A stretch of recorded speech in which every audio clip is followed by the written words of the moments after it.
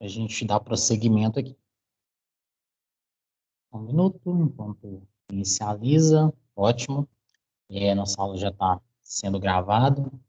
Então, vou compartilhar minha tela, seguindo aquele nosso protocolo. E aí, com minha tela compartilhada, a gente vai fazendo a discussão, tanto sobre a recuperação da primeira etapa, quanto outras coisas que vocês tiverem dúvida também. Perfeito. Beleza. Estou compartilhando aqui com vocês a minha tela. Então, ótimo. Só está com atraso, ótimo essa tela mesmo. Estou conferindo aqui no celular, que meu celular que está gravando o meu áudio aqui, tá, gente? Então, perfeito. Se você já tiver acesso lá no Moodle, na nossa disciplina Máquinas Elétricas, eu já disponibilizei para vocês a recuperação da primeira etapa, beleza? Então, como vocês já estavam aqui no ano passado, vocês já sabem qual é a ideia da recuperação, né? Recuperação é disponibilizado para aqueles alunos que não conseguiram alcançar a média na primeira etapa. E o que é a média da primeira etapa? 18 pontos, beleza? Então, todo mundo que for abaixo de 18 pontos, tem a opção, e é facultativo, faz quem quiser, tem a opção de fazer a recuperação, tá? Beleza? Nesse ano, eu não vou ocultar a primeira etapa, então, se vocês observarem, a primeira etapa ainda vai continuar disponível para vocês aqui no Moodle. Material didático, tudo que foi visto. Beleza? Mas aí vocês não precisam entregar nada. É só para consulta, caso vocês tenham dúvida em algum conteúdo da primeira etapa. Beleza? Então, está disponível para vocês para visualização aqui. Então, para aqueles que não conseguiram alcançar 18 pontos, e aí como é que você sabe se você alcançou 18 pontos? É dando uma olhada no meu IFMG, tá? Então, a nota eu já lancei há bastante tempo, então já está disponível lá. Então, se você olhou lá no meu IFMG e percebeu que a sua nota é abaixo de 18 pontos, você pode fazer a recuperação, beleza? Se você tirou acima de 18 pontos, não tem sentido você fazer a recuperação. Por quê? Porque a sua nota máxima na recuperação é 18 pontos. Beleza? Beleza? Com relação a como funciona a recuperação, pontuação e coisa e tal. Ótimo. Então, para aqueles que estiverem abaixo, a gente tem um trabalho, está disponível aqui no Moodle, tá? E esse trabalho tem várias atividades, não vou abrir aqui para vocês, tá? Mas aqueles que estão abaixo de 18 quiserem, clica aqui, vocês vão ter acesso à atividade. E a atividade tem, acredito que umas 6 ou 7 exercícios, não me lembro de cabeça, mas é 6 ou 7, referente a todo o conteúdo da primeira etapa. Perfeito? E aí vocês têm até a data, que é 19 de setembro, para enviar isso no Moodle. Perfeito? Essa é a data limite. Você perceba que você tem bastante tempo para isso. Quase 3 meses, né? Se a gente for pensar aí. Então, é muito tempo para fazer essas atividades, para fazer com tranquilidade, mas não é para deixar para a última hora, tá, gente? Então, vão fazendo, tiverem dúvidas sobre a recuperação, vocês podem mandar, a gente vai tirando e vai alinhando essas questões que podem ter ficado batido aí. Tranquilo? Então, é assim que vai funcionar a recuperação de máquinas elétricas. Perfeito? É um trabalho que tenha esse prazo de quase o trimestre inteiro para ser realizado. Perfeito? Alguma dúvida sobre recuperação? Vocês tenham?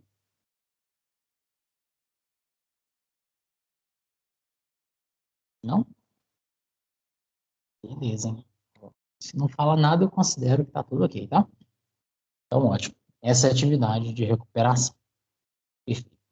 As atividades da segunda etapa, elas estão postas nesse bloco. Segunda etapa. Beleza? A segunda etapa, para todo mundo, aqueles que não se lembram, né? A segunda etapa ela é composta de 35 pontos, né? Então, vocês vão ter 35 pontos aí para poderem concorrer até o final da etapa. Perfeito? E aí a gente tem 3 semanas para que tudo isso aconteça.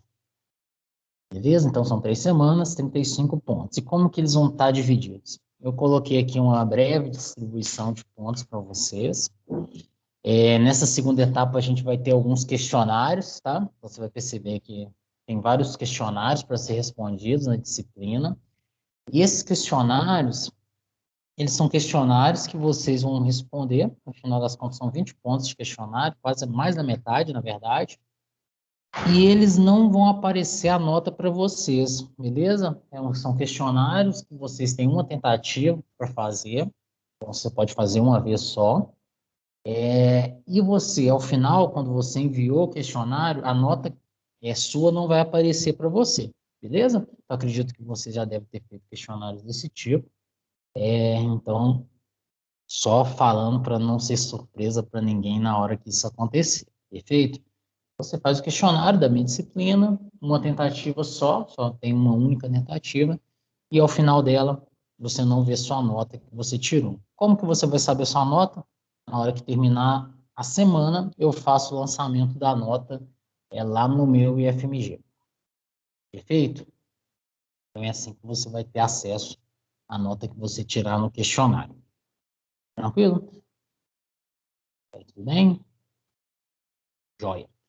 Então, observe o seguinte, na mesma forma do que no trimestre passado, eu disponibilizei para vocês aqui o link de todas as nossas aulas, certo? Então, é só você, pelo Moodle, clicar aqui e ter acesso à aula. Se você quiser entrar direto pelo Teams, você pode também, a aula já está salva lá no Teams, você pode entrar diretamente por lá, beleza?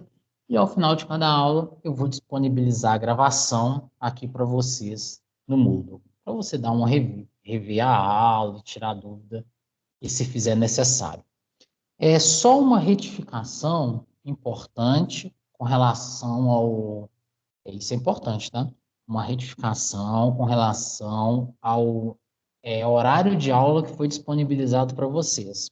No horário de aula que foi disponibilizado para vocês, na quarta-feira que vem aparece como se não tivesse a nossa aula, tá? Então, se você abrir aí o seu horário de aula, na quarta-feira que vem, que dá no dia 7 de julho, aparece como se não tivesse a nossa aula, beleza? Como se não tivesse a nossa aula.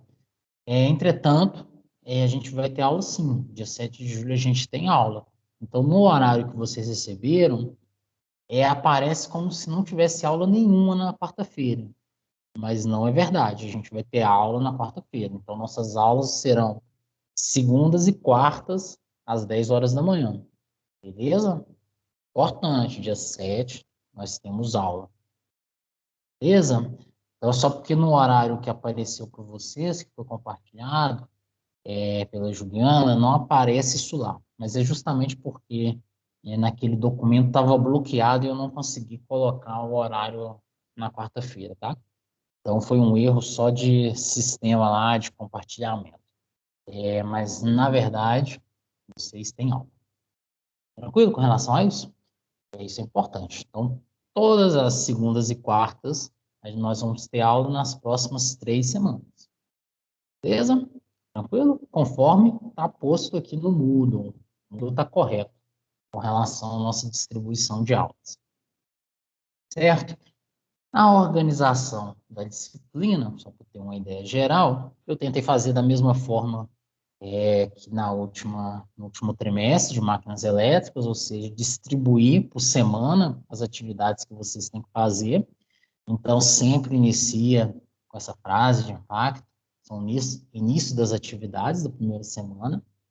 Você vai perceber que durante essa disciplina nós vamos ter um material de apoio na maioria das vezes. Nosso guia didático ele não vai conter tudo, ele só referencia os materiais que vocês vão ter que fazer acesso. E aí vão ser vários. Na primeira etapa, a gente teve como base um livro de física, até para a gente fazer a discussão inicial. Depois a gente teve um outro conteúdo próprio do guia didático, a gente fez uma discussão sobre transformadores e coisas do tipo, não foi isso? Coisas do tipo era basicamente transformadores, tá? Foi o foco da primeira etapa, disciplina propriamente dita de máquinas. Nessa segunda etapa, a gente vai ter vários outros materiais de apoio, então vai estar bem picado com relação ao Moodle, a gente vai ter conteúdos focados mais na área de matemática, meio que revisão para aqueles que já sabem, ou realmente apresentando conteúdos para aqueles que não têm contato, e vocês vão perceber que na disciplina vai ter alguns vídeos que não são vídeos que eu vou fazer, são vídeos de um grupo, principalmente, tem, acho que 2 ou 3, de um professor da Unicamp, e tem dois vídeos que são vídeos que apresentam alguns princípios de funcionamento de máquinas rotativas, tá? Esses vídeos, eles são obrigatórios vocês verem. Então, percebam que além dos conteúdos que vocês vão ler, vocês vão ter que ter alguns vídeos que vocês irão ver também, tá? Então, esses vídeos são de caráter obrigatório, são vídeos curtos assim, né? Eu estou falando de vídeos aí em média de 20 minutos, tem uns que são de 20 minutos, tem outros que não, são de 4 minutos. Então, acredito que para vocês o curto é de 4, né? Ou não, né? É que negócio, né? Tem vídeo de 1 minuto que o pessoal já acha longo, né? Então, imagina que esses vídeos aí vão ter em média no máximo 20 minutos, mas são para vocês ver, é obrigatório. Então, pode ser que durante a minha aula eu até diminua um pouco o prazo da minha apresentação, para vocês depois terem um tempo maior, até para ver esse conteúdo digital através de vídeo que é disponível aqui no Moodle. Você vai perceber que, baseado nesses vídeos, na maioria das vezes, vai ter algum questionário, tá? Então, vocês vão ver o vídeo, vai ter um questionário. O questionário não necessariamente é somente com relação ao vídeo. Quando é relacionado somente ao vídeo, eu falo isso. Quando não é relacionado somente ao vídeo, eu deixo em aberto, ou seja, pode cair coisas que está no guia didático, pode cair coisas que está também em algum conteúdo específico. Beleza? E aí, tudo bem? Então, olha só, na primeira semana, vocês vão ser convidados a entregar uma atividade, que vai ser uma atividade naqueles mesmos moldes que a gente fez na primeira etapa, ou seja, manual, chega no final, digitaliza e envia, tá? Desde essa primeira semana, a gente vai consolidar dessa forma. Na segunda e terceira semana, vai ser um pouco diferente, porque aí eu começo a introduzir um pouco de questionários também. Estou fazendo a visão geral do curso, tá, gente? Então, aí vocês vão ter que ver alguns vídeos. Alguns são opcionais, o que é opcional eu coloquei como opcional, porque muitas das vezes esse vídeo é só um complemento do que já foi posto no outro, entendeu? Mas eu coloquei porque eu achei que o vídeo era muito interessante e pode ser que ajude vocês. É opcional, tem um desse, eu acho que é o próprio opcional, um vídeo em inglês, então pode ser que tem legenda, mas pode ser que para alguns não seja muito interessante. Mas aí são vídeos interessantes para vocês darem uma olhada. Baseado nos vídeos, vai ter um questionário relacionado a eles, na verdade, né? Então são todos eles, tem que ver antes de fazer o questionário. Você vai perceber que existem datas para as coisas serem feitas, conforme já foi colocado na última etapa, né? Então, a gente sempre tem uma data limite, e eu coloquei essa data limite para vocês aqui, tá? Então, na primeira semana, a data limite é no domingo. Então, vocês têm até o dia 4 para entregar, domingo. Perfeito? Se você não entregar até o dia 4, você pode continuar entregando, vai perder ponto. Beleza? O nosso formulário, existe uma data limite para ser feito. Se você não fizer, você não pode fazer novamente, tá? Então, se atente à data limite para a resposta dos questionários. Questionários não podem ser respondidos com atraso. Beleza? Então, essa é uma data limite. Perfeito? Aí, tudo bem? Então, na segunda semana, vocês têm um questionário, mas também tem uma atividade manuscrita para ser feita. Quando tiver na segunda semana, faço uma discussão sobre isso também. Na terceira semana, para finalizar, vocês vão ter 3 questionários para fazer e mais nenhuma atividade escrita para vocês responderem à mão, tá? Então, todas elas ou são baseadas em referências na verdade, a gente está usando 2 livros de referência na segunda etapa, mais alguns recortes de apostilas. E os vídeos que são obrigatórios. Beleza? Então, essas são as nossas referências que estão no nosso guia didático lá e daqui a pouco eu vou pegar o guia didático e fazer uma discussão sobre isso. Beleza? Então você vai perceber que a segunda etapa tem muita coisa visual, que está baseado nos vídeos que vocês têm que olhar. Eu vou fazer uma exposição também, e isso vai ser subsídio para a resposta tanto dos formulários quanto também das atividades, que é para ser entregue manualmente, digitalizada, na verdade, você faz manual entrega digitalizada, perfeito? Então aí dessa forma, a gente vai concluindo essa nossa segunda etapa. Beleza? Ideia geral. Então, essa é uma primeira introdução ao que nós veremos ao longo dessa nossa etapa como um todo. Perfeito? Até que tudo bem? Alguma dúvida já? Ou podemos seguir?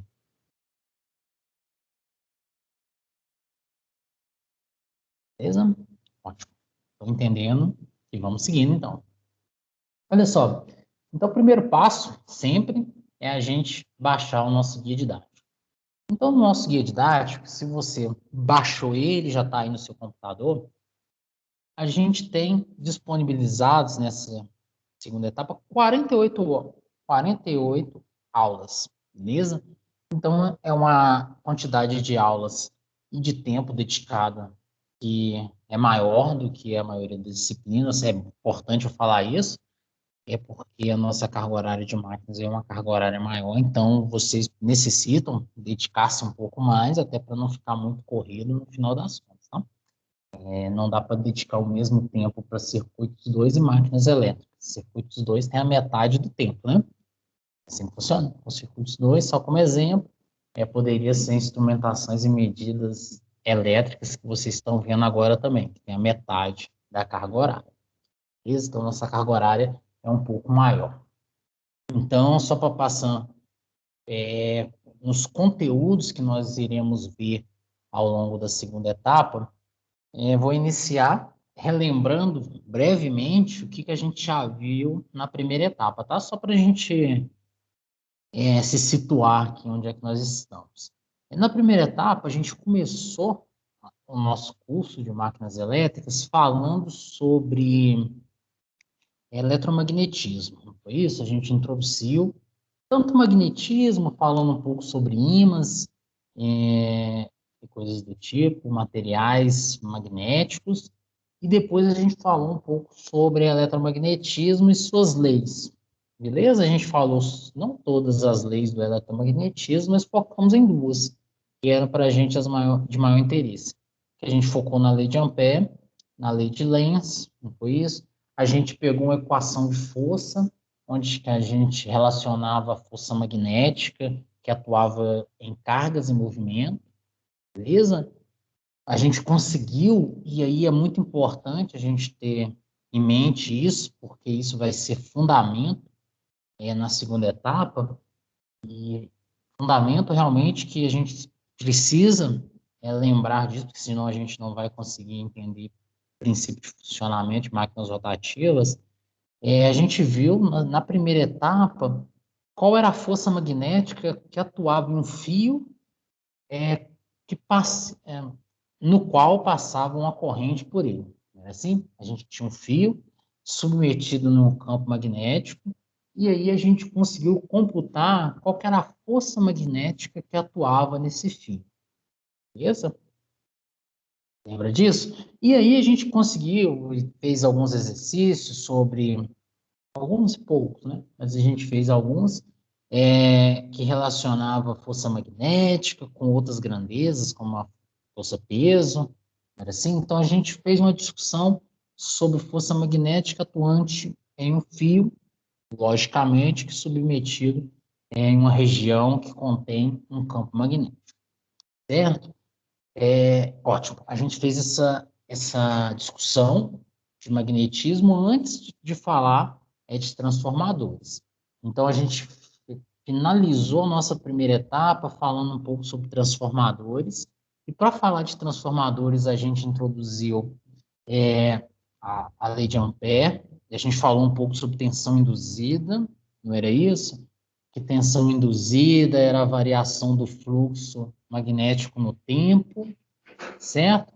Só que antes de falar sobre isso, a gente já tinha falado sobre circuitos magnéticos, Circuitos magnéticos vai ser importante, daqui a pouco a gente vai estar falando sobre isso novamente. Então, é importante a gente lembrar deles, tá? Então, a gente construiu um circuito magnético e aí relacionamos o circuito magnético com o circuito elétrico e a gente viu que existia um paralelo entre eles, certo? A gente relacionou uma lei de Ohm para circuitos magnéticos, onde que a gente relacionava força magnetomotriz com a relutância do nosso circuito magnético e o fluxo magnético que passava nesse circuito, certo? A gente relacionou essas grandezas e falou que força magnetomotriz é igual a relutância vezes o fluxo, e aí a gente percebeu que essa formulação era muito próxima com a formulação da lei de Ohm, que fala que a diferença de potencial é igual a resistência vezes corrente. Não era assim? Então a gente fez um paralelo entre essas grandezas.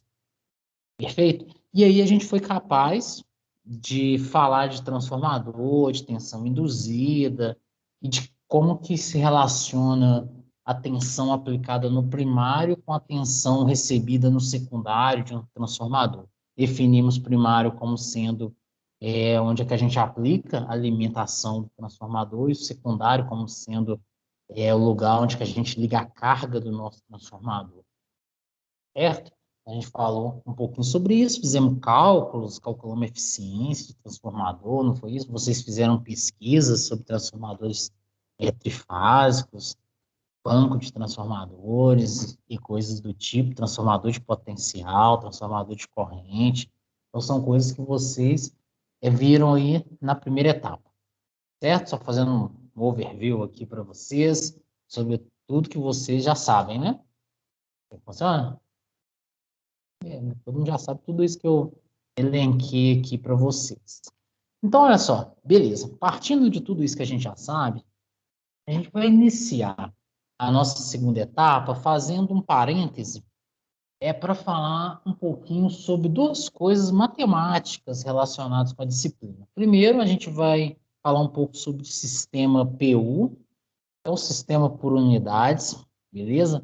Então, a gente vai definir o que seria isso, como que ele se aplica dentro da nossa disciplina, mas também dentro de qualquer outra disciplina na área de elétrica, beleza? Então, o sistema PU é muito utilizado dentro do sistema elétrico de potência, que é sistemas de tem maior consumo de energia, podemos assim definir, né, que utilizam níveis de tensão mais elevado. Então, a gente vai definir o que seria isso, esses sistemas por unidade, sistema PU, assim conhecido. A gente vai falar um pouco sobre, dentro do sistema PU, o sistema percentual também, como que a gente define grandezas percentuais dentro da nossa disciplina, mas dentro da elétrica como um todo. A gente vai introduzir, na verdade, só passar rápido sobre isso, falar um pouco sobre vetores, dentro de matemática, que isso vai ser muito utilizado agora na segunda etapa. Acredito que a gente já falou um pouco na primeira etapa sobre isso, a gente já fala sobre isso lá no primeiro ano, mas aqui eu vou gastar um pouquinho do nosso tempo falando sobre vetores, é importantíssimo, então vou passar rapidamente por isso, beleza? Para aí fechar esse parêntese sobre sistemas de unidades e também noções de matemática, para iniciar a cereja do bolo, mas a cerne do que a gente quer abordar na segunda etapa, que são máquinas rotativas. Na primeira etapa, a gente só falou de máquinas estáticas. Qual é a máquina estática que a gente falou? Transformador.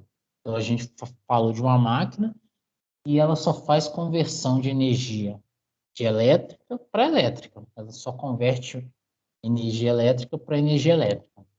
Isso de forma estática, de forma parada. Um transformador ele não precisa ter movimento para ele converter potência, beleza? E potência que eu estou falando, potência elétrica para potência elétrica, diminuindo ou elevando o nível de tensão. Era assim? Então o transformador tinha esse objetivo, certo? Agora, a gente vai iniciar o nosso estudo sobre máquinas rotativas. Então, a gente vai dividir e aí daqui a pouco vocês vão perceber esse tipo de divisão. A gente vai dividir as máquinas rotativas em alguns subgrupos, dependendo de características particulares dessas máquinas. Mas com a visão geral, vai existir uma introdução sobre isso, o que seriam máquinas rotativas, qual que é a função delas, quais são os grupos que elas se subdividem. Se der a oportunidade ainda, hoje ou na próxima aula, a gente fala sobre isso. E aí a gente vai falar sobre os subgrupos de máquinas rotativas. Na segunda etapa, a gente vai focar em máquinas rotativas que funcionam em corrente contínua, beleza? E aí a gente faz uma discussão ampla sobre isso, não esgotando o assunto. E a gente vai falar sobre máquinas rotativas que são consideradas como máquinas síncronas, beleza? Então a gente vai falar sobre máquinas de corrente contínua, máquinas síncronas. E aí a gente vai deixar para falar na terceira etapa sobre máquinas assíncronas, beleza? São 3 grupos de máquinas. Máquinas corrente contínuas, máquinas CC, ou as máquinas síncronas e assíncronas, que são conhecidas também como máquinas CA. Falo CC, corrente contínua, CA, corrente alternada, né? Então, a gente tem esses 3 grupos de máquinas elétricas. Beleza? Máquinas rotativas. Certo? E aí, para finalizar a terceira etapa, nós vamos apresentar uma discussão sobre fontes de energia importante, porque na hora que eu falar sobre máquinas rotativas, vocês vão perceber que elas têm grandes aplicações na geração de energia e também no consumo, quando a gente está pensando em motores elétricos. Então, para falar sobre isso, essa frente de geração de energia, a gente vai apresentar de maneira bem superficial, mas uma discussão importante nesse momento. Vocês vão aprofundar isso dentro da disciplina de energias renováveis do terceiro ano, vocês vão aprofundar isso lá na frente, mas por enquanto a gente vai falar um pouco sobre os diversos tipos de geração de energia que a gente tem. Então a gente vai falar um pouco sobre a matriz elétrica mundial, tá? A gente não vai focar no Brasil, a gente vai focar nessas formas pelo mundo afora. Beleza? E isso é interessante até para depois a gente ser capaz de fazer comparativos com o que a gente faz no Brasil com relação à geração de energia. Beleza? Tranquilo isso? Tudo bem?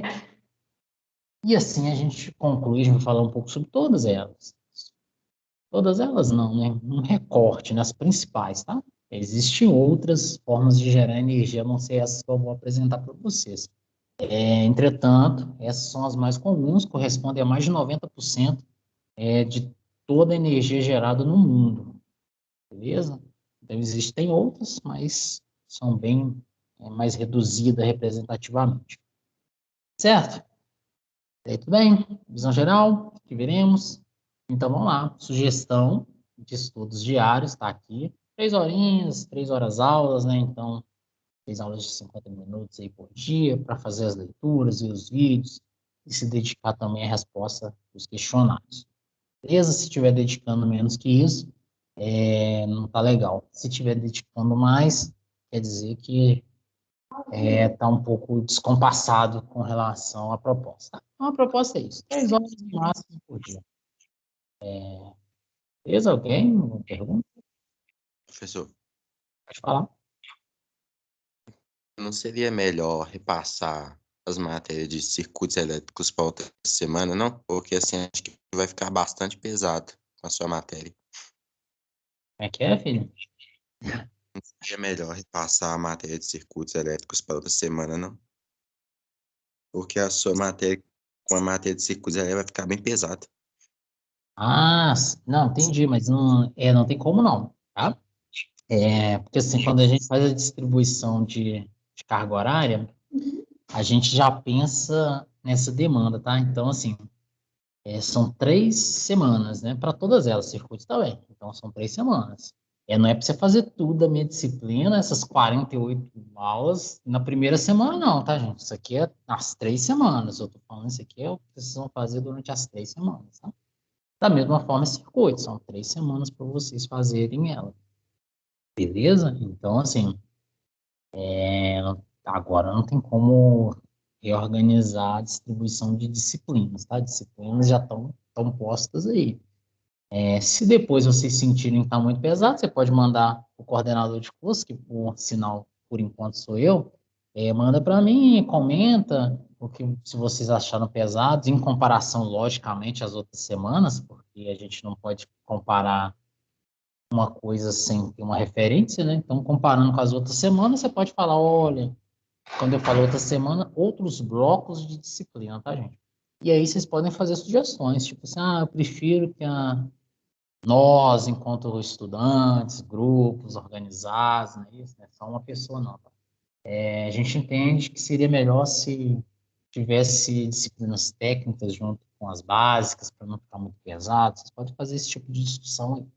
Mas, por enquanto, não dá para fazer não, tá, Bruno? O Bruno mesmo perguntou, né, Bruno? Sim, Bruno, foi você? Foi, né? Beleza. Sim, foi. Não, joia. Então, perfeito. Eu acredito que enquanto professor não consigo atender essa demanda, mas enquanto coordenação a gente pode tentar viabilizar. Mas não isso agora, em outro fórum, tá? Beleza? Então vamos lá, hein? Para iniciar a nossa segunda etapa de conteúdo, efetivamente, a gente vai começar falando de sistema PU. E aí, para falar de sistema PU, a gente tem que pensar no que seriam os sistemas de unidade, sistema de medida, não é assim? Então, eu vou só recordar rapidamente para vocês. Todas as grandezas elétricas, elas são medidas em alguma unidade, beleza? Quando eu falo grandezas elétricas, ou não, poderia ser qualquer grandeza física, mas qualquer grandeza elétrica, que é o nosso caso de interesse, ela é medida em alguma unidade. Então, vamos dar exemplo. Eu poderia ter uma grandeza elétrica que é, sei lá, corrente. Qual que é a nossa grandeza elétrica? Corrente, beleza? E o que a corrente mede? A corrente mede a quantidade de cargas que passam em um dado ponto em um dado intervalo de tempo. Isso é corrente elétrica. Beleza. Então, a grandeza física é a corrente. Qual que é a unidade que mede a corrente? A unidade que mede a corrente é o ampere. Beleza? Poderíamos fazer um paralelo também com potência. Tá. Potência é uma grandeza elétrica, uma grandeza física como um todo. E o que a grandeza representa para a gente? Potência. O que potência representa para a gente? A potência representa a taxa com que é realizado o trabalho. Beleza. Então a gente já conhece a grandeza, potência. A gente já sabe o que ela representa, o que ela faz. Ela representa a taxa com que uma força, para ser mais preciso, com que uma força realiza um trabalho. Beleza. E qual que é a unidade que mede potência? Se a potência for real, vocês já viram isso, né? Se a potência for real, a unidade dela é watts. Se a potência for uma potência complexa, a unidade que mede ela é o volt-ampere. Beleza? Se a potência for uma potência reativa, é o VAR, volt-ampere reativo. Sim, então cada unidade vai ter, cada grandeza elétrica ou mecânica, qualquer que seja, vai ter uma unidade de medida. Beleza? Comprimento, metros, massa, quilos, tempo, segundo e assim por diante. Beleza? Isso a gente aprendeu desde a terra infância, né? Então, a gente aprendeu tem muito tempo isso. Desde que a gente começa a medir as coisas ou contar as coisas. Assim, agora, dentro das nossas disciplinas, a gente é sempre fomentado a colocar as unidades, não é assim? Então, se a gente não coloca a unidade, a gente acaba perdendo ponto, né? Assim funciona. Tem professores que tiram mais pontos, tem professores que tiram menos. Mas a gente sempre tem que colocar a unidade. Beleza? Fiz uma introdução sobre unidade aqui. Mas tem situações específicas que a gente não quer saber qual que é o valor da nossa grandeza absolutamente. Ou seja, a gente não quer saber o valor absoluto de uma grandeza, a gente quer saber o valor relativo dela. Olha só, e aí é até interessante como a gente começou nossa aula.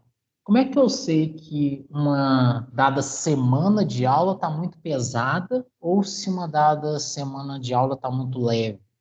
Pesado e leve no sentido fácil e difícil, tá? Uma semana está mais fácil de eu fazer e realizar os trabalhos, uma semana está mais pesada, está mais difícil de eu fazer e realizar os trabalhos. Como é que a gente sabe? A gente só sabe disso se a gente faz alguma comparação. Não é assim? Eu só sei se uma disciplina é fácil ou ela é difícil se eu comparo com uma outra.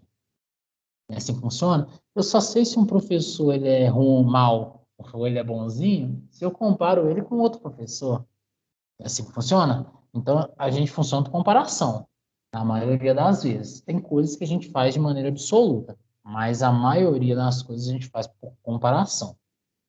Perfeito? Só para pensar no nosso dia a dia aí das coisas que fazem sentido para a gente.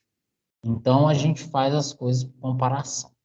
Muitas das vezes, quando a gente está lidando com problemas elétricos, é interessante que a gente faça as grandezas, faça as contas por comparação também. A gente não realize tudo de maneira absoluta. Absoluta é a grandeza calculada na unidade de base dela, beleza? Então, se eu falo de tensão, eu estou falando de grandeza absoluta, valor absoluto, é a unidade que mede tensão ou volts. Então, tudo que está posto em volts está em valor absoluto.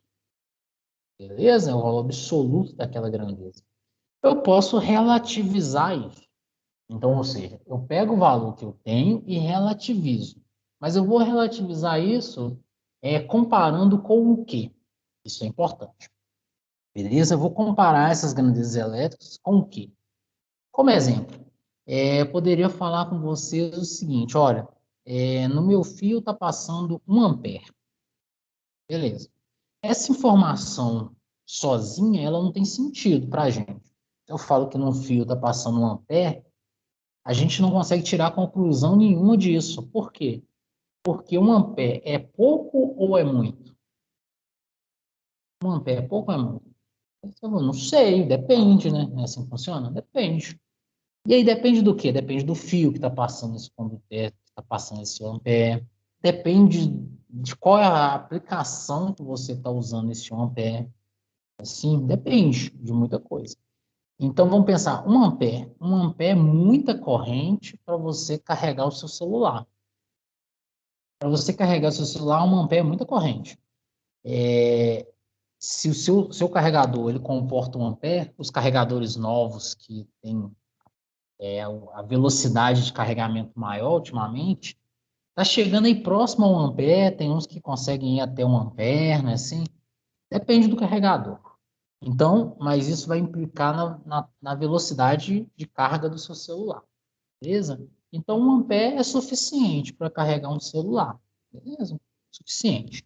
Se você está dentro de um circuito eletrônico, fazendo montagem com resistores e coisa e tal, se você passa 1 ampere por esses resistores, você vai queimar eles. Eles não foram projetados para passar uma corrente tão grande. Beleza? Então, ó, 1 ampere é suficiente para carregar meu celular, na maioria das vezes, depende do carregador. É muita corrente para você alimentar um circuito eletrônico, você pode queimá-lo, na maioria das vezes, tá? Exceto se tiver alguma proteção. E ele é totalmente insuficiente para você tomar um banho quente. Se você quer tomar seu banho quente nesse tempo frio, 1 ampere é muito pouco. Você não consegue esquentar sua água, você não consegue tomar banho quente. Beleza? Então, olha só, 1 ampere pode ser suficiente ou comum, depende da aplicação. Mas, olha, se a gente conseguisse relativizar isso e achar alguma forma da gente poder falar sobre uma grandeza relativística que fizesse sentido, tanto quando eu estou falando do chuveiro, quanto quando eu estou falando do carregador, quando eu estou falando do meu circuito eletrônico, se eu tivesse uma forma de referenciar um valor de grandeza que fizesse sentido nesses 3 espaços tão diferentes, seria muito interessante. E qual que é essa forma? Essa forma vai ser o nosso sistema PU. E o que o sistema PU ele vai se incumbir de fazer? Vai ser o seguinte, ele vai pegar uma grandeza elétrica, que é dado na sua unidade de base, ou seja, uma grandeza elétrica que é medida em volts, que é medida em ampere, que é medida em watts, e vai relativizar isso para um valor de base. Mas aí você vai perguntar, mas que valor de base é esse? O valor de base depende da aplicação. Olha, importante. Se a minha aplicação ela for carregar celular, o meu valor de base vai ser 1. Meu carregador tem 1 ampere como base, beleza. Então, o valor de base do seu carregador é 1 ampere. Aí você pensa num outro circuito eletrônico. Meu circuito eletrônico, o valor de base dele tem que ser menor, porque a corrente que passa por ele é menor. Então, o valor de base do meu circuito eletrônico tem que ser menor. Vai ser 100 miliamperes, 0,1 ampere. Beleza? Menor. Agora, o valor do meu chuveiro para esquentar minha água e eu tomar um banho quente, ele tem que ser maior do que 1 ampere. Tem que ser quanto? Vamos colocar 50 amperes. Dependendo do chuveiro, aí chega lá uns 30 amperes, né? Vamos colocar 50, valor de base. E o que isso implica? Isso implica o seguinte, se você está carregando seu celular, e aí você mediu a corrente que passa no momento de carga do carregamento, você percebeu que está passando por naquele instante, uma corrente de 0,9 amperes. 0,9 amperes. Beleza? E aí você falou o seguinte, no valor de base do meu carregador vai ser 1 ampere. Então, quando eu dividir 0,9, olha para a minha fórmula que está em tela agora, 0,9, é o valor da grandeza elétrica, dado em ampere, 0,9 ampere, dividido pelo valor de base. Qual que é o valor de base que eu escolhi para carregar meu celular? 1 ampere. Então, se eu divido 0,9 por 1, eu achei 0,9. 0,9 dividido por 1, 0,9. É assim que funciona? 0,9. Então, 0,9 o quê? Se eu dividir ampere por ampere, a gente já sabe isso lá da física, quando a gente fazia uma análise dimensional, né? Assim, análise de dimensão é para verificar qual que é a unidade que vai sobrar. É isso? Falando de maneira bem pouco rigorosa, né? Mas é isso, uma análise dimensional. É assim que a gente vê lá, principalmente em física. Se a gente dividir o ampere por ampere, qual que vai ser a unidade de grandeza que mede essa divisão? Não existe, né? Vai ser adimensional. Se eu dividir ampere por ampere, o resultado vai ser adimensional. Quer dizer, não tem uma dimensão física. Beleza? Então, se eu divido uma grandeza elétrica por uma grandeza de base, que também é elétrica, o resultado disso vai ser algo adimensional. Não tem dimensão. Aí, dentro da elétrica, dentro da engenharia elétrica, a gente chama isso de sistema PU, por unidade. Qual que é a unidade? A unidade é aquela que a gente está considerando a nossa base. Então, se eu dividir 0,9 por 1 ampere, eu achei 0,9. 0,9 dividido por 1, 0,9. Faz a conta mental aí. Então, observa o seguinte. Eu tenho 0,9. Qual que é a unidade? Não tem unidade. A gente vai chamar de PU. Então, o que está carregando meu celular é 0,9 PU. Considerando a base. Ok. Vamos fazer uma comparação, então, agora com relação ao nosso circuito eletrônico. Está funcionando, o circuito eletrônico, a gente já falou que a base dele é um pouco menor, é 100 miliamperes. E aí vamos pensar o seguinte, está passando em algum trecho desse circuito uma corrente. Qual corrente? Vamos supor, é 90 miliamperes, só para a conta ficar legal. 90 miliamperes. Se está passando 90 miliamperes por esse circuito, qual é o valor da grandeza elétrica? 90 miliamperes. Qual que é o valor da nossa base? A gente escolheu a base como 100 miliamperes, tá? Então, se eu divido 90 miliamperes por 100 miliamperes, qual que vai ser o nosso resultado? 0,9. 0,9 o quê? Não tem dimensão, a gente chama de PU. Então, olha só, se eu peguei os 90 miliamperes e dividi pelos 100 miliamperes, achei 0,9 PU. No meu carregador, eu peguei 0,9 amperes, dividi por 1 ampere e achei 0,9 PU. Então, observa que o funcionamento do meu circuito eletrônico com 0,9 PU e a a taxa com que eu carrego meu celular com 0,9 PU, elas são iguais, olha só. Eu tenho 0,9 PU de carregamento do meu celular, 0,9 PU de corrente circulando no circuito eletrônico. Observa que os dois circuitos vão estar funcionando, nenhum queimou. Mas a grandeza que eu estou utilizando, 0,9 PU. Então, 0,9 PU é suficiente para alimentar o meu carregador e também para alimentar meu celular, desculpa, para carregar meu celular e também para fazer o meu circuito eletrônico funcionar. Beleza? Observa que quando a gente fala de PU, a gente está relacionando com a base. E aí a gente percebe que a gente consegue inferir coisas de maneira mais objetiva. Por enquanto, ainda não. Por enquanto, vocês ainda estão introduzindo a disciplina, vocês vão perceber isso um pouco mais à frente. Mas perceba que a gente consegue ter uma mesma linguagem que vai conversar tanto com um celular que carrega com dado nível de potência, com um circuito eletrônico que opera com nível de potência menor, quanto com um circuito de potências mais elevadas, como um chuveiro, ou, sei lá, um motor, ou, sei lá, uma linha de distribuição de média tensão que está lá na rua. Beleza? Então, se a gente fala em unidades de PU, a gente tem uma sensibilidade maior sobre o que está acontecendo no nosso circuito. Certo? Então, ótimo. Isso aí é uma afirmação que eu estou fazendo, daqui a pouco a gente vai sentir isso acontecendo. Beleza, técnico? Tudo bem? Então, olha só. A gente, quando está trabalhando no sistema PO, a gente está sempre relacionando o que existe no circuito, ou seja, o que está passando, a corrente que está circulando no circuito, com o valor de base. Que a gente escolheu ou que foi nos dado como valor de base, tá? As duas coisas podem ser verdadeiras. Ou pode ser um valor dado, ou pode ser um valor que a gente escolhe, a gente arbitra. Daqui a pouco a gente vai perceber que esse valor, ele na maioria das vezes não é arbitrado, é um valor fornecido. E ele é fornecido por quê? Pelos fabricantes, pelo próprio sistema como um todo, como ele opera, tá? A gente vai perceber que esse número nunca é um número muito arbitrário, não. Ele é sempre um número mais, um valor de base, tá, gente? Ele nunca é um valor arbitrado de maneira aleatória, tá? Mas é um valor que está dentro é, dos valores de operação do meu circuito. Então, eu acho que vocês já tiveram uma introdução sobre isso, né? Valor de operação é aquele que meu circuito ele foi fabricado para operar.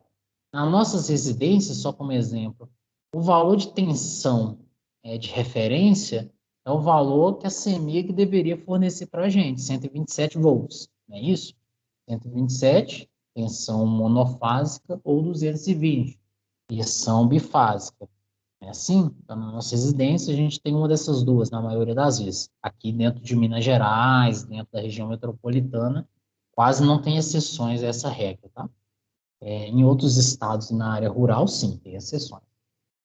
Mas aqui na nossa região, a CEMIG vai fornecer 127 volts de tensão na nossa tomada, ou 220. É um ou outro. Então, quando a gente vai escolher uma base, opa, a gente já sabe qual é o valor de referência. O valor de referência é esse, 127 ou 220, não existe outro. Da mesma forma são os equipamentos. Os equipamentos, eles sempre têm uma potência de referência.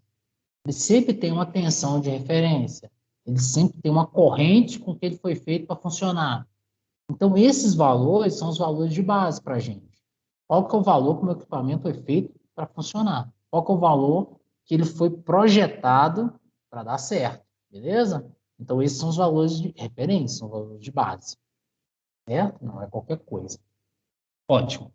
Então, fazer conta aqui é muito tranquilo, né? Então, se a gente sabe onde é que a gente aplica nossas grandezas, perfeitamente. Mas observe, e aqui eu até provoco essa discussão no nosso guia didático, mas não passo com muito detalhe, não.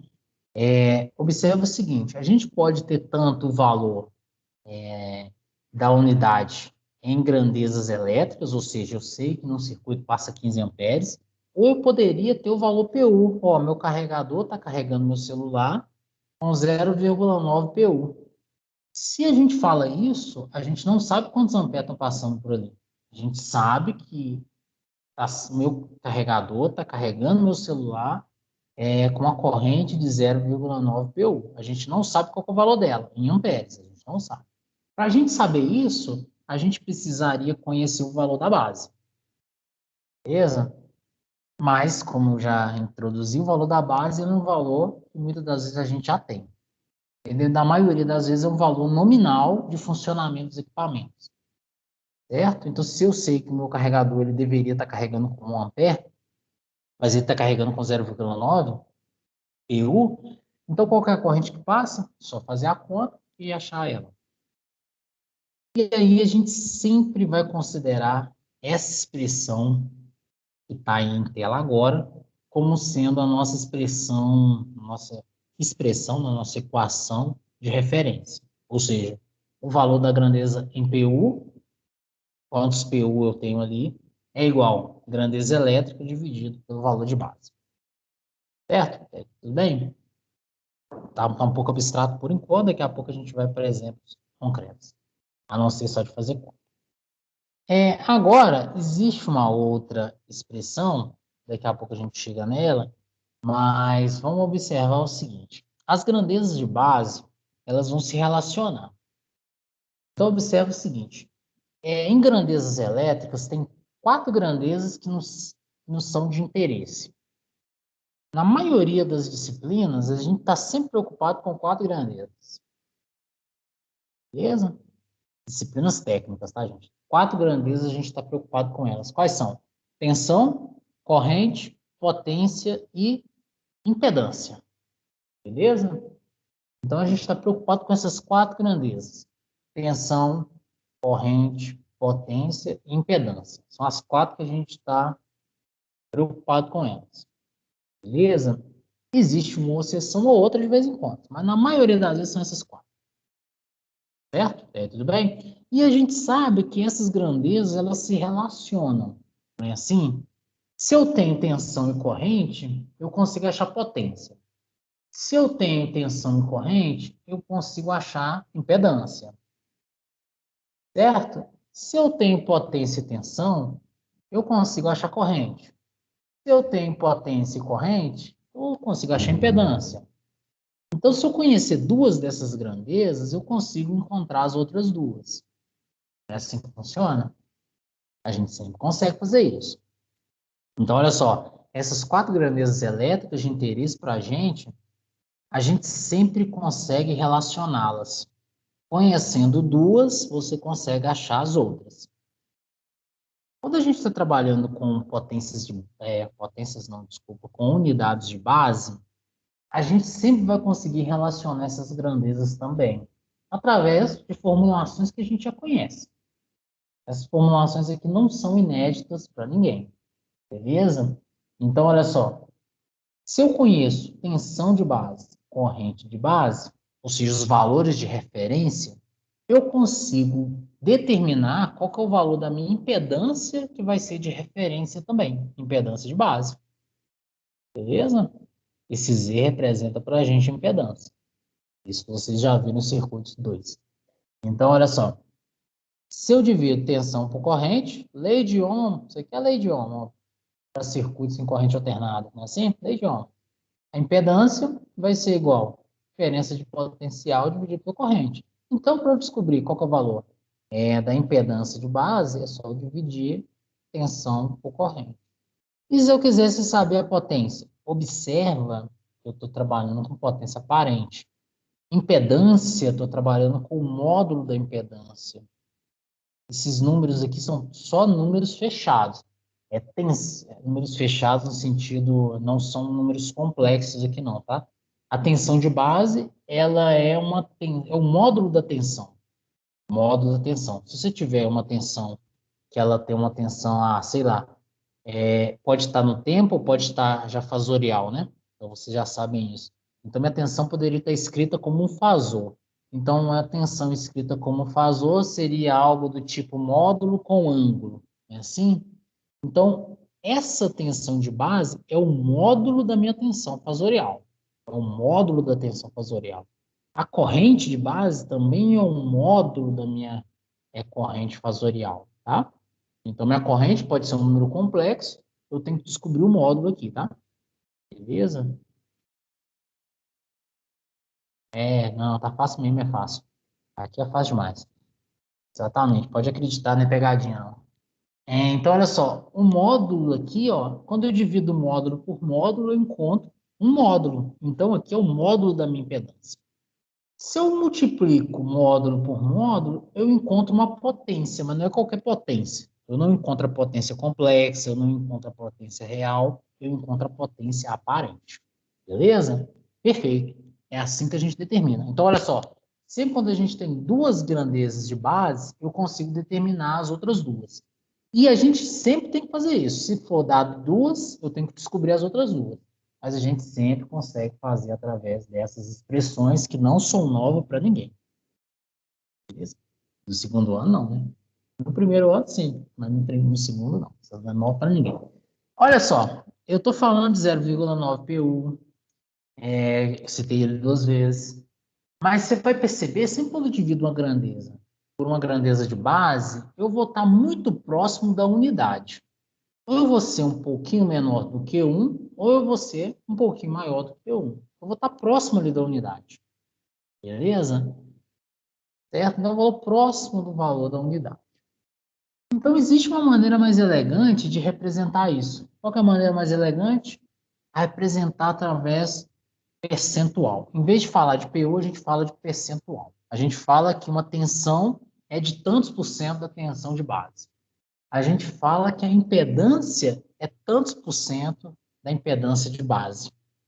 Você vai perceber, quando a gente está falando de motores, geradores, a gente sempre vai referir as impedâncias dessas máquinas como valores percentuais. A gente sempre vai falar, olha, essa máquina tem tantos por cento de impedância. Aí, se você não lembrar que esse total percentual está relacionado com o valor de base, você vai ficar perdido, né? Você vai falar, mas o que quer dizer isso? Ó, esse valor, é, só te adiantando já isso. Quando a gente vai falando lá de máquinas, motores elétricos, geradores, você vai ter que um motor, ele tem 5% de impedância. Mas o que significa ter 5% de impedância? A gente sabe impedância através de ohms. Quantos ohms tem uma impedância? Então, se eu falo que uma máquina tem 5% de impedância, para saber o valor dessa impedância em ohms, eu tenho que descobrir qual que é o valor de base dela. Beleza? Então, perceba que lá na frente, como o Gabriel colocou aqui, é muito fácil para ser verdade, mas lá na frente, quando a gente estiver falando sobre isso, se você esqueceu dessas relações, pode ser que fique mais difícil, né? Então, observe o seguinte, calcular PU de boa, eu sei a base, e aí, na maioria das vezes, eu tenho o valor de PU, e aí eu consigo calcular o valor da grandeza em unidades elétricas, beleza? Unidades elétricas, ampere, volts, ohms. A gente pode fazer isso percentual, ou seja, 0,9 PU, se eu multiplico isso por 100, se torna 90%. Beleza? Noção de matemática, né? Por cento não é dividido por 100, então se eu tenho 90%, 90 dividido por 100 dá 0,9, exatamente o PU que eu tinha. Beleza? Então, se eu tenho a grandeza que é dada em PU, para eu encontrar o valor percentual, eu faço isso simplesmente multiplicando por 100, o que eu já tinha em PU. Beleza? Fácil demais. Muito fácil. Então, se eu tivesse o valor dado em percentual, para achar em PU, dividia por 100. Se eu tivesse o valor percentual para encontrar o valor da grandeza elétrica, o que eu faria? Eu faria esse processo inverso. Pegaria o percentual, dividiria por 100, acharia o PU. Depois, com o valor de PU, conhecendo o valor de base, eu descobriria qual que é o valor da grandeza elétrica. Ohms, ampere, volts, volt-ampere, qual que seja, né? Depende de qual grandeza que a gente está trabalhando. Beleza? E aí, tudo bem? Então, olha só. Esse primeiro exercício de fixação, muito de boa. Muito fácil mesmo, tá? Então, como diria o Gabriel aí, é dado, né? A gente acha que tem até uma pegadinha aqui. Tem não. Que é fácil mesmo. Então, observe o seguinte. No primeiro exercício, eu dei o valor da base. Eu falei que a tensão tinha um valor de base de 200 volts, 220 volts, desculpa, e falei que a corrente tinha um valor de base de 30 ampere. Beleza? Então, eu pedi o seguinte: encontre os valores em PU para as seguintes grandezas elétricas. Essas aqui, essas são as grandezas elétricas. 211 volts, 179 volts, 25 amperes e assim por diante. Então, essas são as grandezas elétricas. Para descobrir o valor em PU, o que eu faço? Grandeza elétrica dividido pelo valor de base. Então, tensão para encontrar V1, V2 e V3 em PU é fácil. Já tem o valor da base. Para encontrar o valor de I1, I2 e I3 em PU, tá fácil. Eu já tenho o valor da base. Para encontrar o valor de Z1 e Z2, opa, observa que eu não tenho o valor da base ainda. Eu só tenho o valor de base para tensão e para corrente. Como é que eu descubro o valor da base da impedância? Lembra da formulação. Valor da base da impedância, você tem que fazer essa conta. Tensão dividido por corrente, valor da base da tensão dividido pelo valor da base da corrente. Tranquilo? E aí você encontra o valor da base da impedância. Com esse valor da base da impedância, tá fácil descobrir o valor aqui em PU. A mesma coisa você vai fazer para a potência. Certo? Depois, no exercício 2, mais fácil do que o primeiro ainda, o que vocês vão fazer? Encontrar o valor em percentual dessas grandezas do exercício 1. Então, você tem que encontrar o valor de V1 em percentual. Você tem o valor de PU, não tem? Você já encontrou o valor em PU. Para encontrar o valor em percentual, o que você faz? Só multiplica por 100. Fácil demais, tá? Então, assim, exercício 2 foi dado também para a gente começar o nosso trimestre. É muito tranquilo, né? Então, ótimo, isso era a primeira. Como o próximo desafio da nossa aula dessa primeira semana é o seguinte: mudança de base. Em PU, logicamente. Quando a gente está em sistema PU, a gente pode fazer mudanças de base também. Então, ou seja, a gente tem uma grandeza que foi dada em uma dada base e a gente quer calcular quantos PU isso representa em outra base. Isso acontece muito com transformadores elétricos. Transformador elétrico, ele vai trabalhar muitas das vezes em duas bases, uma base para o primário e uma base para o secundário. Pode ser que a gente tenha o valor em PU, e você vai perceber daqui a pouco, com alguns exemplos, mas futuramente, não hoje, tá? Não é hoje não, tá? Só para você não achar que é hoje. Então, se não é hoje não, você vai perceber que quando a gente tem um transformador, a mesma impedância que ele tem em PU no primário é a mesma impedância que ele tem em PU no secundário. Então, a impedância dele do primário é a mesma impedância do secundário. O que muda? Muda é a base. A base do primário é uma e a base do secundário é outra base, diferente, tá? As bases são diferentes. Então, como as bases são diferentes, você vai ver que o valor ômico, quantos ohms tem a impedância do primário em relação a quantos ohms tem a impedância do secundário, são diferentes. Beleza? Então, olha só. Quando a gente tem um sistema, poderia ser um motor, poderia ser um transformador, e foi dado um valor de PU numa base, e a gente quer mudar isso para outra, a gente precisa fazer uma mudança de base. E o que é mudar de base? Eu ter os valores em uma dada base inicial e passar isso, valor, para outra base. E aí, quando eu estou falando de valor, valor PU, tá? Eu tinha um valor em PU em uma base e quero passar esse valor em PU para outra base. Como é que a gente faz? A gente faz através dessa formulação que está posta aqui. Essa formulação não é difícil chegar nela, ela está nessa referência, que é a referência de um livro de sistema elétrico de potência, que é justamente essa referência que está aqui, beleza? Se você quiser dar uma olhada nessa referência, é só você pegar, tem disponível na internet, não é difícil achar não. Você encontra ela lá, tá? Aí você consegue achar uma dedução para essa expressão. A gente não vai preocupar com a dedução dessa expressão, a gente só vai partir do pressuposto que ela seja válida. Se você achar que ela não é válida, você vem aqui na referência e confirma que ela é válida. Ou seja, lá existe uma demonstração matemática para chegar nessa expressão aqui, tá, gente? Aqui eu não vou preocupar com isso, não. Mas o que que essa expressão, o que que essa equação matemática representa para a gente? Ela representa o seguinte: se eu tenho um valor em PU de uma dada impedância, tá?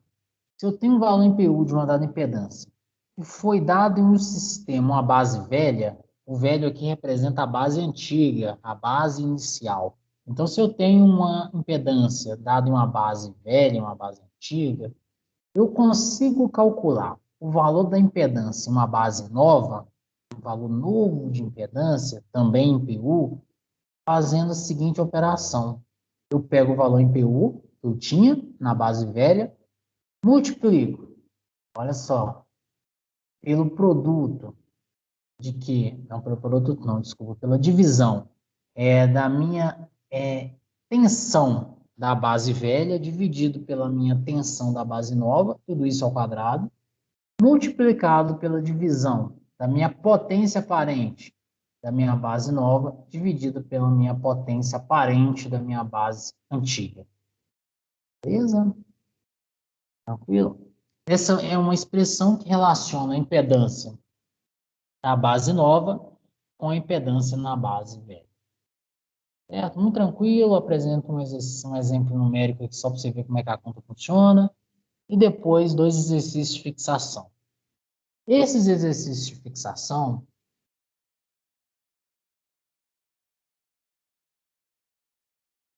também não são difíceis, entretanto, um pouquinho mais difíceis que os 2 primeiros, que eram de graça, né? Então, esses aqui são um pouquinho mais difíceis. Aqui é dado um valor de impedância em uma dada base, e aí pede para você determinar qual que é o valor da impedância nova em PU em uma nova base, beleza? Então, esse valor em PU, 0,5, é para essa base, e aí se pede para encontrar o valor dessa impedância em um novo sistema de base, né? Uma nova base. E aí é dado o valor da nova base. Basicamente, aplicação de fórmulas, tá? No exercício 4, um detalhe diferente, você tem que calcular o valor da base de potência, que você não tem. Você tem uma base de corrente, base de tensão. Observa que essa expressão você precisa utilizar a base de potência, não é isso? Então, como você tem base de tensão e base de corrente, para achar a base da potência não é difícil, não é assim? A gente já viu expressões que fazem isso. Então, vocês vão pegar, calcular a base da potência antes de utilizar a expressão que foi dada. Beleza? Exercício 3 e exercício 4. Olha. Bem, olha só. Nas aulas 9 a 12, a gente vai fazer uma discussão breve para aqueles que já sabem, mais um pouquinho custosa e que vai demorar um pouco mais de tempo para aqueles que ainda não sabem. Como que a gente faz operações com vetores, operações vetoriais, tá? Isso é importante. Para isso, a gente vai utilizar uma referência que não está aqui no guia didático, mas está no Moodle, que é essa apostila aqui, tá? Essa apostila de vetores. É 9 páginas, é uma apostilazinha simples, tá? Sem muita dificuldade, não. Vocês depois, com calma, vão fazer a leitura, passo a passo, dar uma lida com carinho. Para aqueles que não têm muita familiaridade com operações vetoriais, é importante passar com muito mais atenção. Para aqueles que já têm familiaridade com esse tipo de conta, pode passar um pouquinho mais rápido, tá? Mas a leitura desse material, ela vai ser subsídio para responder os exercícios 5 e 6, beleza? No exercício 5, observe a pergunta, tá?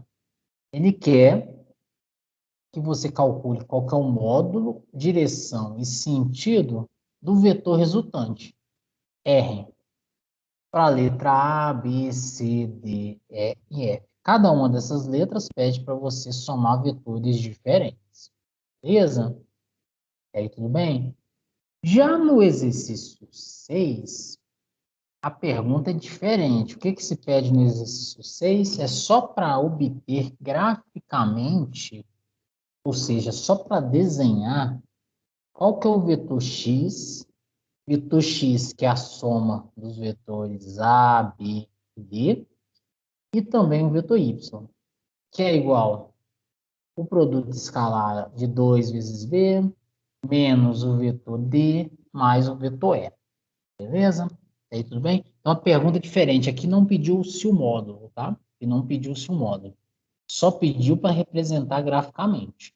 Aqui, por outro lado, pediu módulo, direção e sentido. Tranquilo?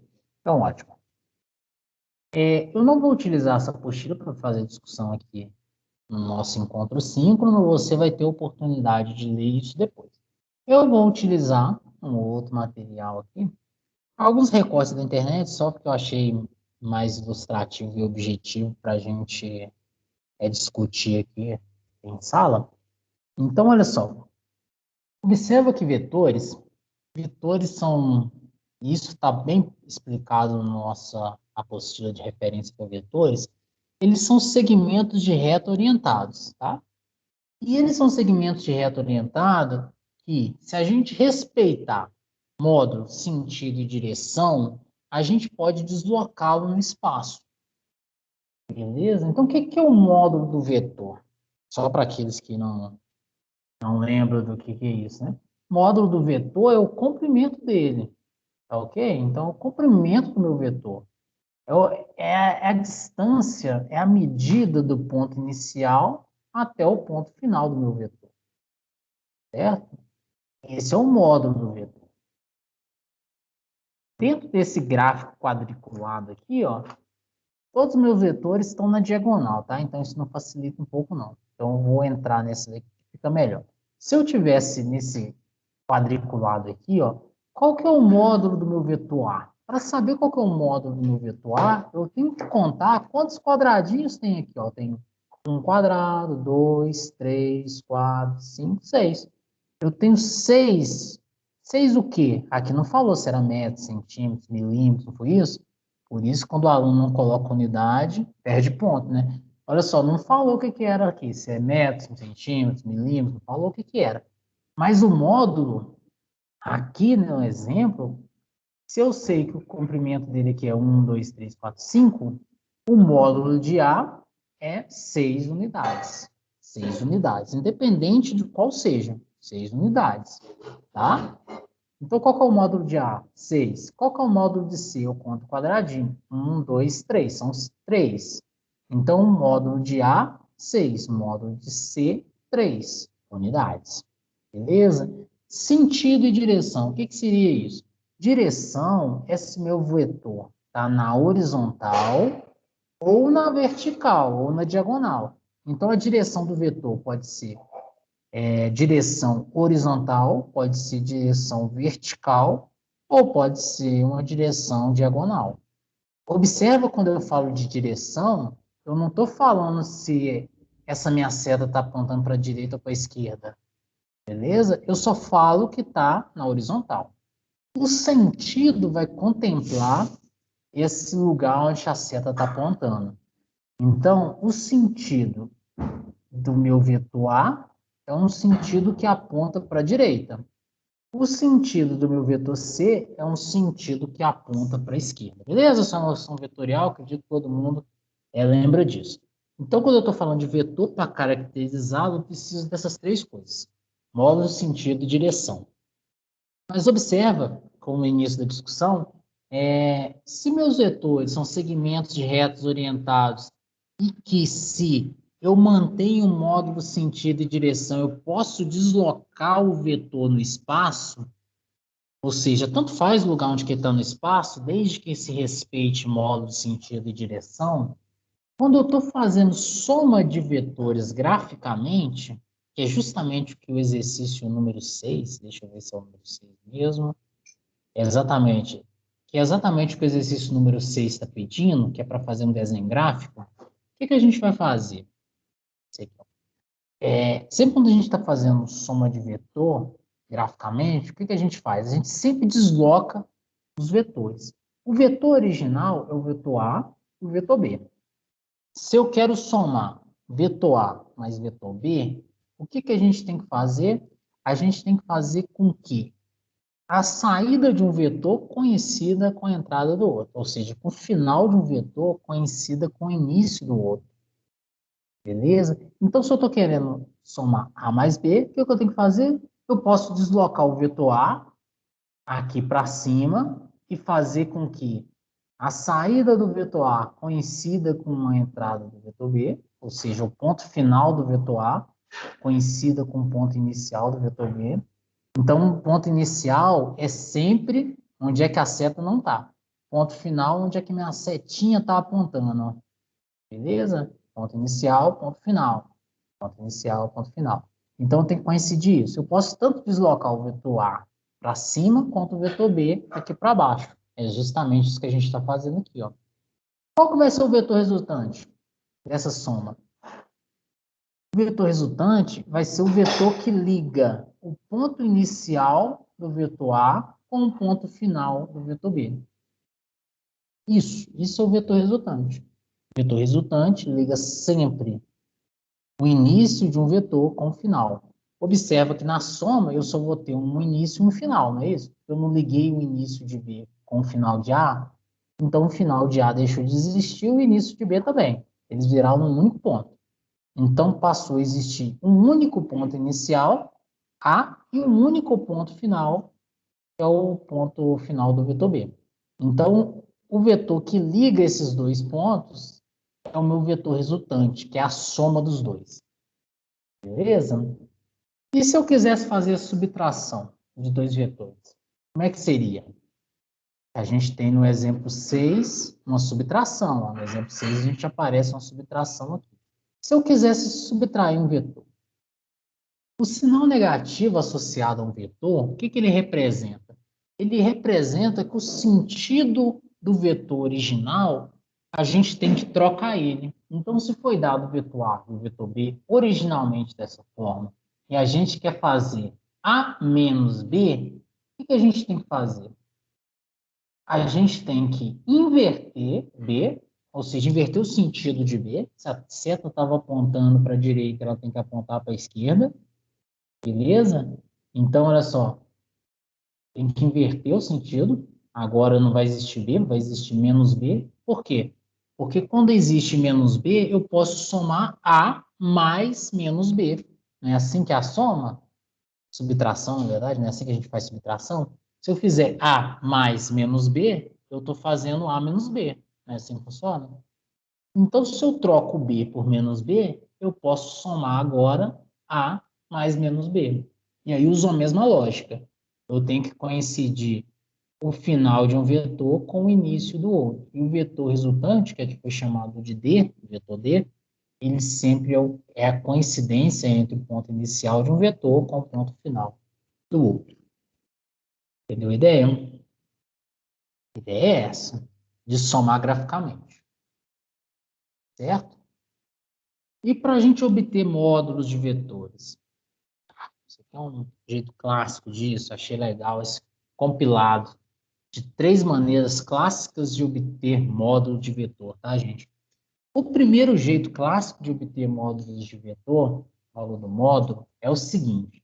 Quando os vetores têm a mesma direção, podem ter sentidos diferentes, tá? Mas quando eles têm a mesma direção, ou tá todos os dois na horizontal, ou tá todos os dois na vertical, ou os dois estão na diagonal, tanto faz.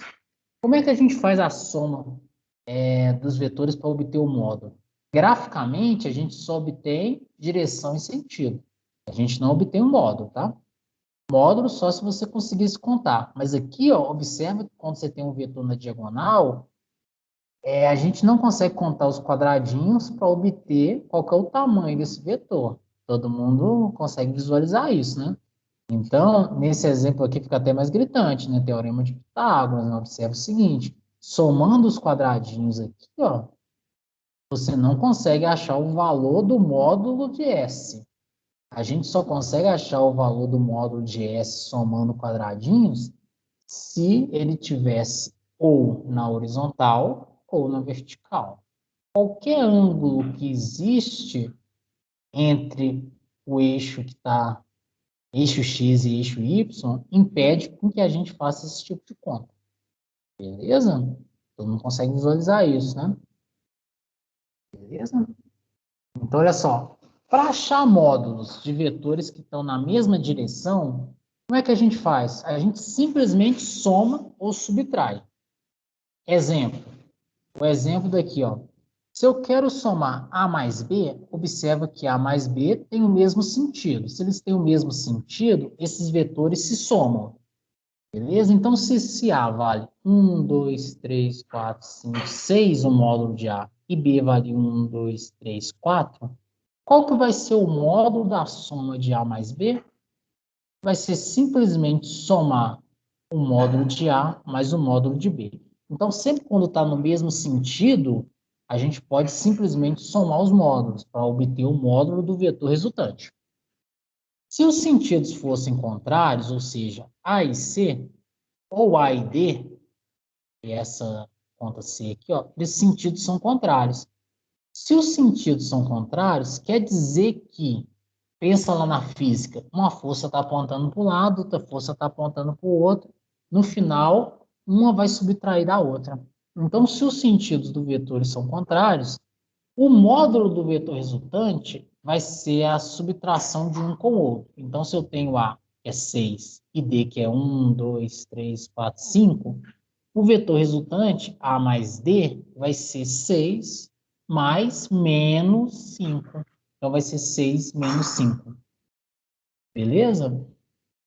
Essa forma de fazer conta, ela é válida para quando a gente tem nossos vetores na mesma direção, não necessariamente no mesmo sentido.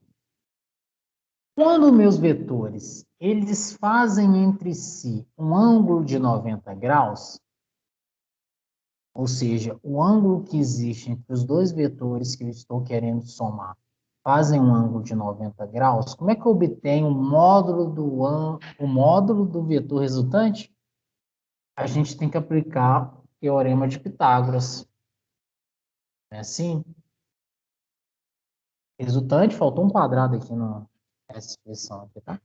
Então, o módulo do vetor resultante é igual a raiz quadrada de quê? Da soma dos quadrados.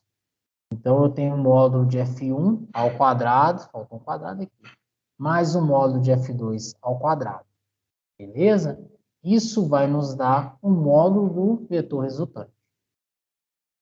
Tranquilo? Como é que a gente calcula? Teorema de Pitágoras, acredito que todo mundo já teve a oportunidade de debruçar sobre isso. Se a gente tiver entre dois vetores um ângulo qualquer, ou seja, não existe um ângulo de 90 graus, existe um ângulo qualquer entre os vetores, um ângulo θ. Para calcular o módulo do vetor resultante, como é que a gente faz? É a lei dos cossenos. Ou seja, módulo do vetor resultante é igual a raiz quadrada do módulo do vetor F1 mais o módulo do vetor F2 mais duas vezes F1 vezes F2 vezes o cosseno do ângulo. A lei dos cossenos se reduz o teorema de Pitágoras quando o ângulo entre os dois é de 90 graus. É assim que funciona? Então, se o ângulo fosse de 90 graus, a lei dos cossenos é igual ao teorema de Pitágoras. Beleza? Geometria, acho que todo mundo tem a oportunidade de ver isso em algum momento. Nem sei, né? Pode ser que não. Então, essa é a maneira de a gente calcular o módulo dos vetores. A gente calcula sentido e direção graficamente, através dessa análise gráfica, e o módulo a gente calcula utilizando expressões como essa. Beleza? E aí, tudo bem? Então, olha só. Exercício 5, estou preocupado com o módulo, sentido e direção. Exercício 6, só o desenho. Eu não estou querendo calcular o módulo aqui não, tá, gente? Vocês seriam capazes de calcular o módulo. Eu não pedi para calcular o módulo, tá? Se você quiser fazer, pode fazer, só para você treinar. Aplicação do teorema de Pitágoras, basicamente, aqui, tá? Ou se você quiser, é importante, dá para fazer. Você consegue calcular um módulo fácil aqui, usando relações do triângulo retângulo. Não é difícil, não. E é interessante que aí você lembra o Teorema de Pitágoras, lembra esse tipo de aplicações e verifica se está tudo ok ou se está precisando avançar em alguma parte dessa metodologia de cálculo de módulo de vetores. Beleza? É que tudo bem? Olha só, falei demais, mas já estamos chegando na aula 13 a 16, mas eu não vou adentrar sobre ela na aula de hoje, tá? Até porque nossa aula já vai chegando ao fim, e aí a gente vai precisar introduzir vários conceitos para falar sobre máquinas rotativas, e aí é melhor a gente deixar para quarta-feira, e aí a gente vai ter mais oportunidade de discussão, tá? Então, nesses momentos finais da nossa aula, como eu falo demais, deixo até aberto para vocês fazerem perguntas, fazerem alguma colocação. Relembrando, é importante, pode ser que a nossa dinâmica de aula não pareça que é assim, mas é. Se você tiver qualquer dúvida ao longo da aula, você pode levantar a mão aqui no Teams, tá? Existe a opção de fazer isso. Você pode levantar a mão. Quando você levantar a mão, eu passo a palavra para você. Você pode fazer a pergunta oralmente, se você achar necessário ao longo da aula. E muitas das vezes é melhor para a gente conseguir verbalizar melhor o nosso pensamento. Mas se você quiser utilizar o chat para fazer perguntas, podem ficar à vontade, coloca a pergunta no chat e aí a gente vou te respondendo conforme as perguntas vão aparecendo aqui. Beleza? Tem alguma dúvida final, gente, que vocês ficaram ao longo da apresentação da disciplina? Como que vai ser a recuperação? Como que vai ser essa etapa? Tem alguma dúvida sobre como que vai funcionar o recesso de julho? É lá em agosto, né? Em agosto a gente vai ter uma semaninha de recesso. Tem alguma dúvida? Ou não? Tá tranquilo tudo?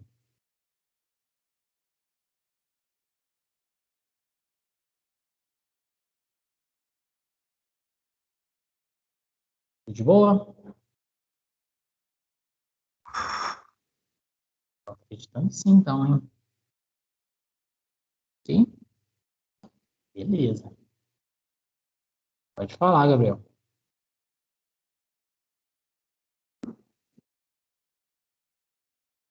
E digitar?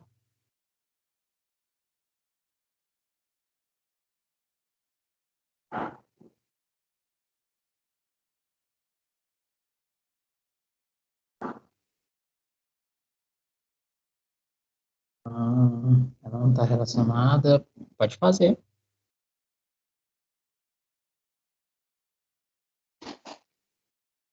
Ela vai fazer uma pergunta não relacionada à matéria, mas não tem problema não, tá, gente? Vou perguntar aí. Aproveitar que nós estamos no finalzinho.